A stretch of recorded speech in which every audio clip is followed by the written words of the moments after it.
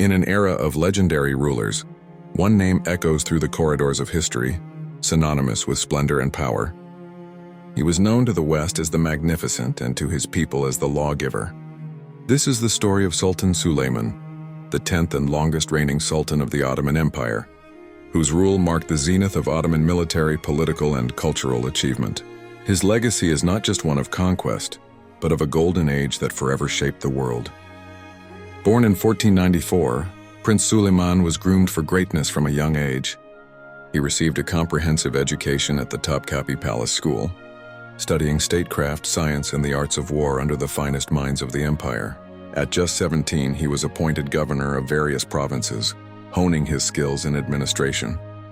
In 1520, upon the death of his father, Selim I, a 26-year-old Suleiman ascended to the throne without opposition. His coronation was a grand affair, heralding the dawn of a new, ambitious era for an empire that already stretched across 3 continents. With the vast resources of the empire at his command, Suleiman immediately embarked on a series of ambitious military campaigns. In 1521, he achieved what his great-grandfather Mehmed the Conqueror could not: the capture of Belgrade, the gateway to Central Europe.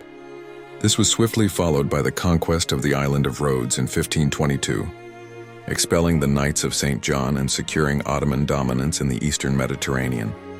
His most decisive land victory came at the Battle of Mohács in 1526, a crushing defeat for the Kingdom of Hungary that sent shockwaves across Europe. Under his command, the Ottoman navy, led by the legendary Admiral Barbarossa Hayreddin Pasha, also turned the Mediterranean into an Ottoman lake, challenging the maritime powers of Spain and Venice. Yet Suleiman's legacy extends far beyond the battlefield. He earned his title the Lawgiver for his monumental overhaul of the Ottoman legal system. He meticulously gathered all the existing sultanic edicts and harmonized them with Islamic law, creating a comprehensive legal code known as the Kanuns. This new framework reformed taxation, streamlined administration, and protected the rights of his subjects, regardless of their religion. His laws fostered an environment of stability and justice, allowing commerce to flourish in bustling marketplaces and solidifying the foundations of the empire for centuries. Suleiman's reign also ushered in an unprecedented cultural renaissance. He was a great patron of the arts and architecture, commissioning magnificent structures that would come to define the skyline of Istanbul. The crowning achievement of this era was the Suleymaniye Mosque, a masterpiece designed by the brilliant imperial architect Mimar Sinan. It stood as a symbol of the empire's power and piety.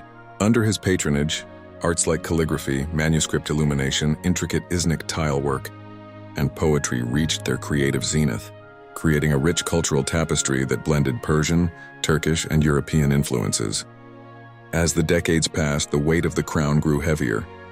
The brilliant court of Suleiman was also a stage for complex palace intrigues, famously involving his influential wife Hürrem Sultan, and the tragic rivalries between his sons for the succession. Determined to secure his empire's frontiers one last time, the aging sultan at 71 led his army on his 13th and final military campaign to Szigetvar in Hungary. It was here in his campaign tent in 1566 that the magnificent ruler passed away. Though the man was gone, his legacy was immortal. Through the soaring domes and minarets he built and the just laws he enacted, Suleiman the Magnificent cemented his place not just as an Ottoman sultan, but as a towering figure in world history.